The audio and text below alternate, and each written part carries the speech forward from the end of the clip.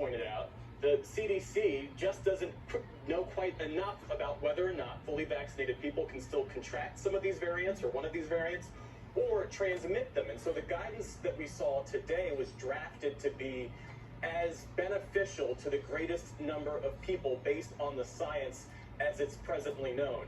And I can tell you this, Casey, because I also covered in the previous administration a lot of the CDC guidelines, and I talked to CDC insiders who were there, career people under the Trump administration, who talked about a lot of the political pressure that was exerted by Trump officials as these guidelines were coming out. I'm thinking particularly about guidelines around churches, for instance. And there was reporting about how Trump administration officials, because they knew how important evangelicals were to Donald Trump's base, that they put pressure on CDC officials to write those guidelines in a certain way.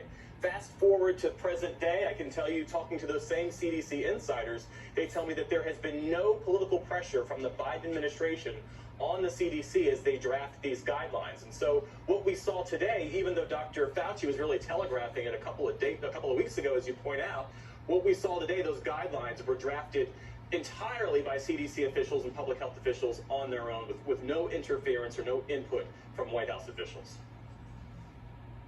As we would have expected under any other different circumstances than the ones that we found ourselves in for the last 4 years. Dr. Ranney, can you read us into how you see these guidelines? Do you think that they're clear enough for people? I mean, I do think we are at a point where people are looking for hope. They're looking to be reassured that normal, at least some version of normal, is in fact possible. Do you find anything confusing about this, or do you think that it's right where they need to be? I think this guidance is precisely correct for this moment in time. I think it gives people, the answers to one of the biggest questions that I keep getting asked, which is when you have a senior who's vaccinated and has fully completed that 2 weeks after their second dose of the Pfizer or Moderna or the first dose of Johnson & Johnson, is it okay to hug my grandkid?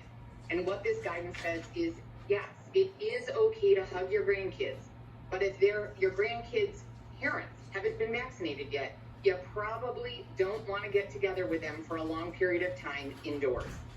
The other thing that this says that I think is really important is that this is not the moment to lift all of the restrictions, particularly around masking, that we've been following for the past year.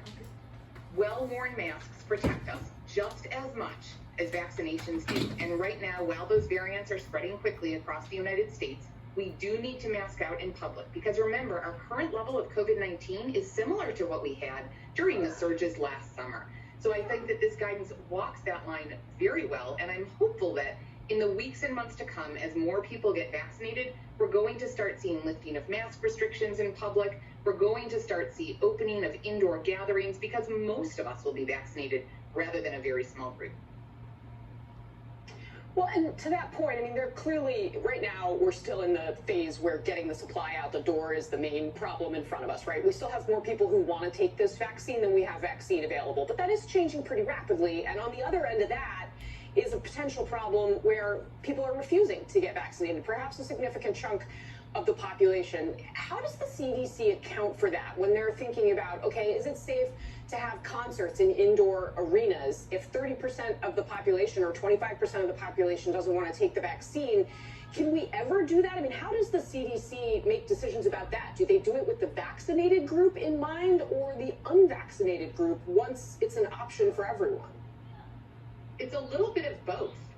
We have scientific models of the risk of transmission that take into account the local prevalence of disease, so how many people are infected in your community, that take into account the type of activity, is it indoors or outdoors, is it singing or is it just sitting still, and then take into account masking, and now we're starting to add in vaccination.